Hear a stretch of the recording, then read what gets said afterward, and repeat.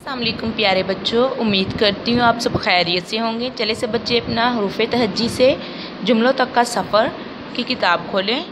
आज हम करने जा रहे हैं सफ़ा नंबर 59। सफ़ा नंबर 59 में हमने करना है 4 हरफी अल्फाज पढ़िए, पेंसिल फेरिए और लिखिए।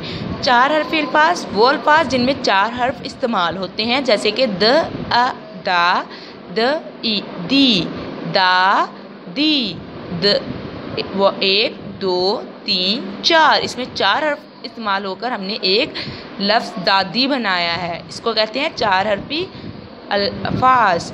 द, अ, दा, द, ई, दी, दादी, ड, अ, डा, ल, ई, ली, डाली, र, व, रो, ट, ई, टी, रोटी, स, आ, सा, र, ई, री, सारी, श, आ, शा, द, ई, दी, शादी। जी बच्चों, आज का हमारा घर का काम यही है। आपने इसको बहुत अच्छे से याद करना है। 4 हरफी अल्फाज जो आज हमने बनाना सीखे, इनको आपने ज़ुबानी याद करना है और इन हल्के लिखे हुए अल्फाज पर पेंसिल फेरनी है और नीचे खुद से लिखने की कोशिश करनी है।